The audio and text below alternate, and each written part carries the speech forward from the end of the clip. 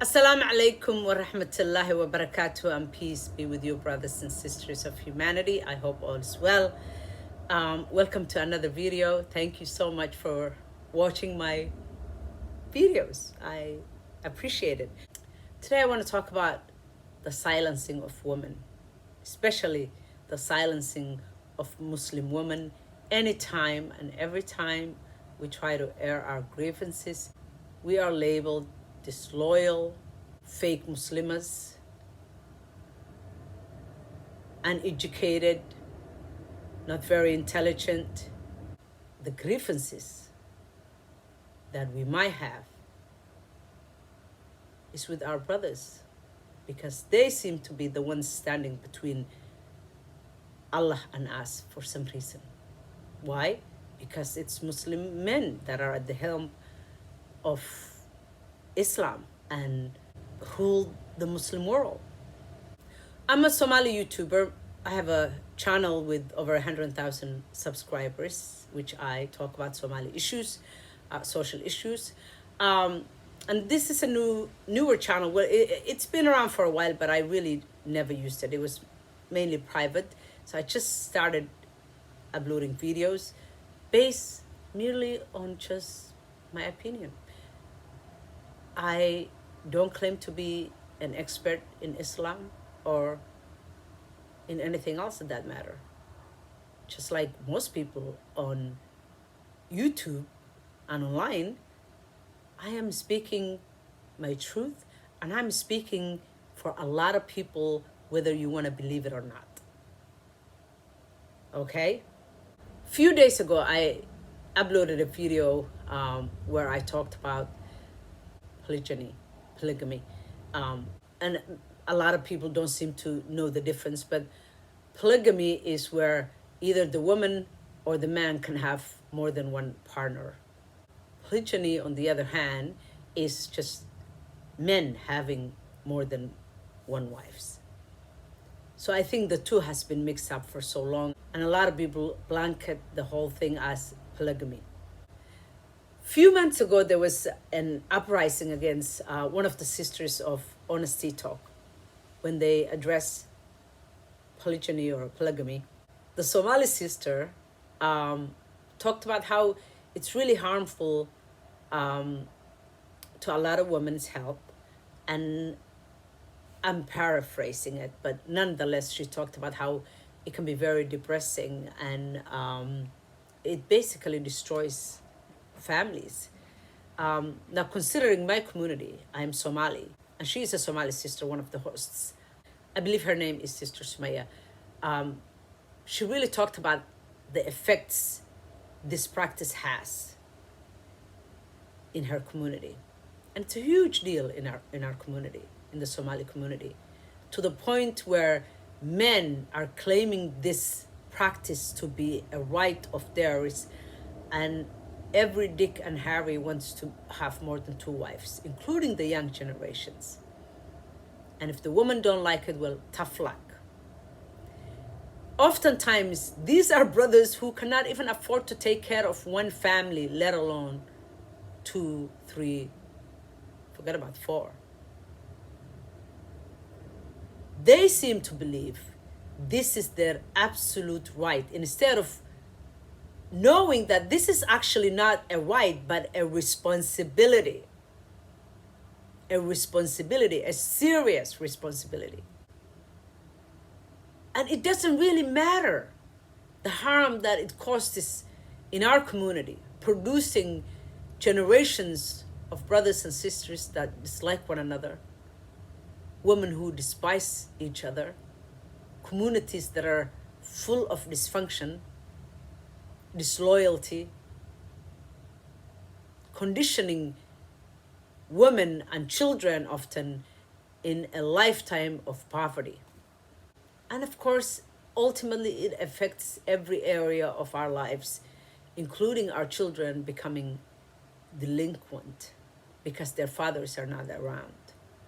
They chose a new wife, a new family over their existing family, walking away from their responsibility completely and utterly. There's a lot of mental health issues. And what Sister Sumaya addressed was how when women address or air their grievances are seen as disloyal, having an issue with Islam, calling it, a cheating when it's, how dare you, it's a marriage. A lot of brothers, of course, had issues with this. I knew perfectly where Sumaya was coming from, because what she was saying is that this man all of a sudden marry this woman, or a woman, or a man marries a woman, and his wife is often the last person to find out. And she really takes it as, well, you've cheated on me. And Muhammad Hijab and Ali Da'wa and even other YouTubers had serious issue with this. How dare you call marriage an infidelity or a cheating? But what these brothers seem to forget is the fact that these men don't just see a woman or a girl and say, I like her. I wonder whose daughter that is, or who is she? I'm going to find out more about her family. And they do their research and directly go to her family and ask for her hand.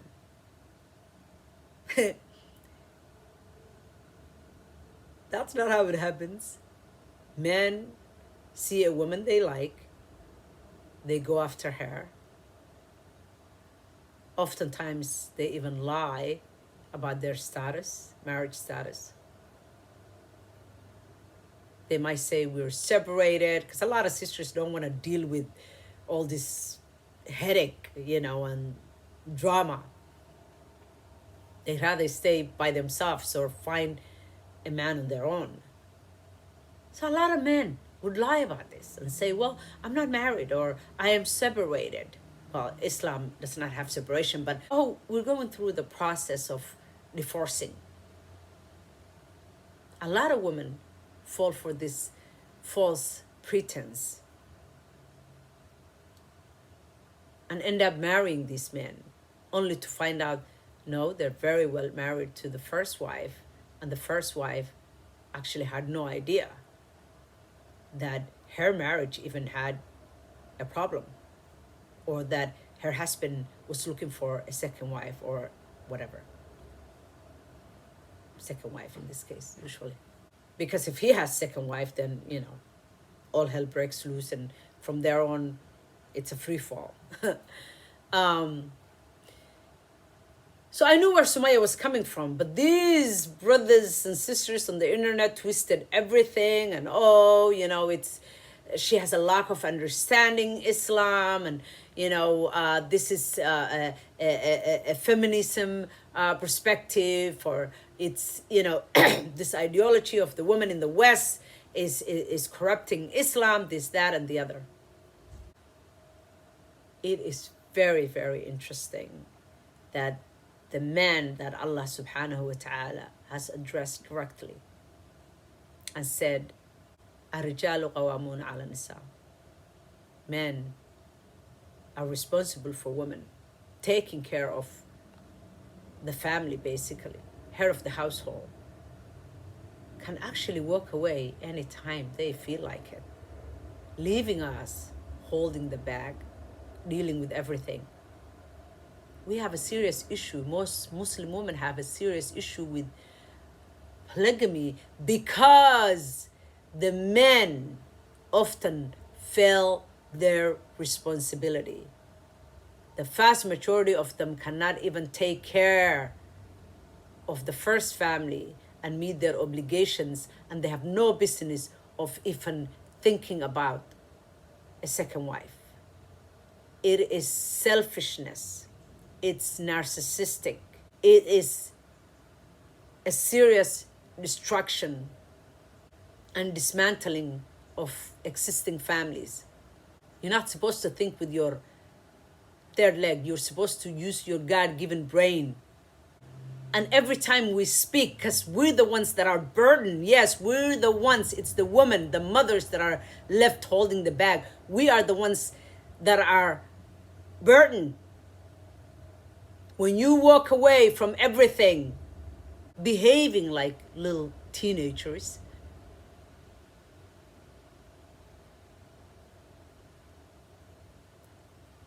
of course we have something to say about it. We are sick and tired of staying silent. The days of you bullying us, because a lot of men have been bullying me, calling me all sorts of names. Go learn Islam. I know my Islam because I wouldn't be following Islam if I didn't know my Islam. Maybe it's you people who need to go back to the book, who need to start thinking and pondering on the Quran. Here's what Allah subhanahu wa ta'ala said in the Quran about this subject matter. Surah An-Nisa 4:3. If you fear that you shall not be able to deal justly with the orphans, marry women of your choice, 2 or 3 or 4. But if you fear that you shall not be able to deal justly with them, then only one. Only one. The last part of this verse is never actually mentioned. One. Just if you feel that you'll not be able to deal justly with them, then only one. You already know you're not doing what you're supposed to do. You are not dealing with the first one justly. How could you bring another person, a third person into the relationship, and you think you can do better this time? Many of you are not even capable of taking care of one family. I don't know how many times I have to repeat this, but I'm going to keep hitting you over the head with this, because that's the reality. What business do you have? Many of you, when you take a second wife, you live in different parts of the world. You have one wife there, one wife here. How are you going to meet your obligations when you have wives in different parts of the world? Are you going to meet your obligations telepathically? How are you going to do it? You're not doing it financially. You're not doing it emotionally because you abandoned one. You're not doing it physically. But there's this verse that you often never ever hear. Al-Nisa 4129. You are never able to be fair and just between women, even if that were your ordained desire.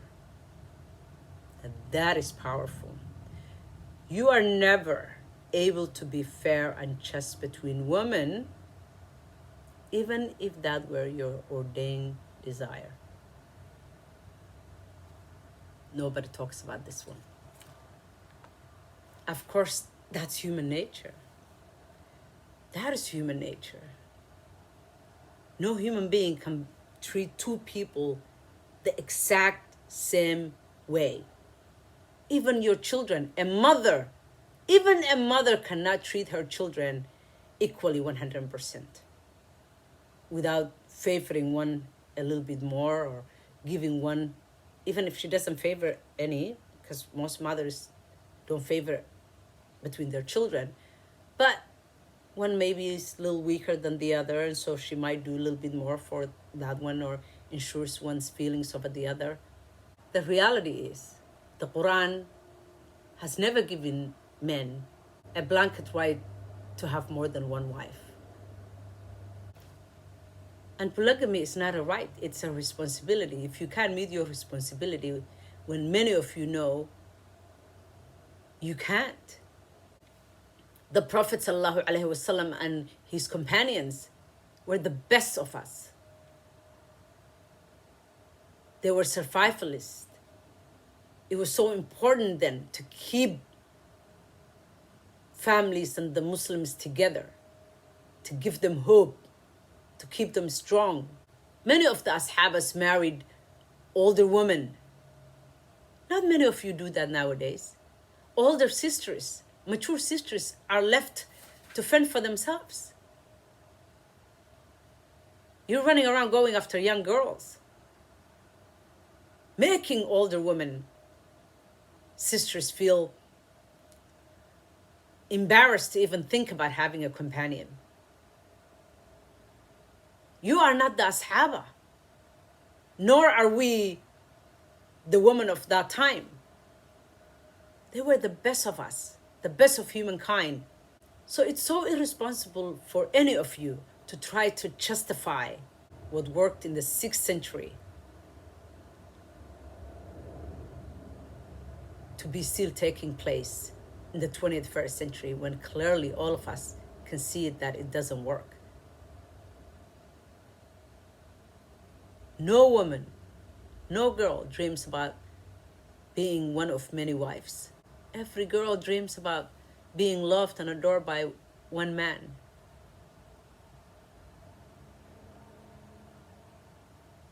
Just her. It's painful for women.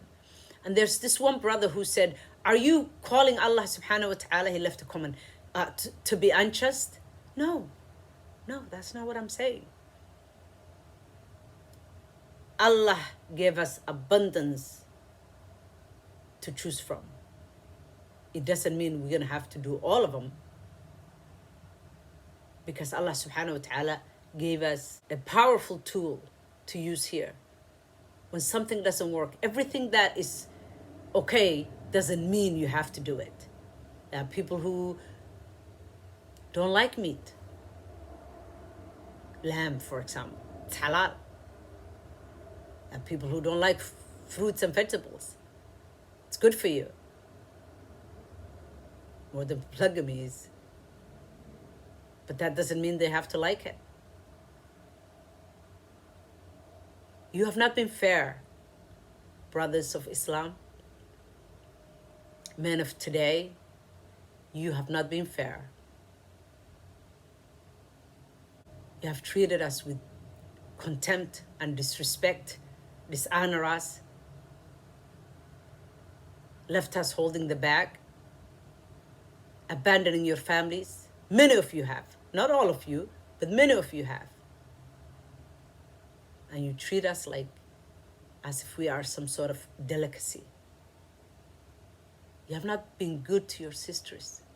And no, you're not going to silence me.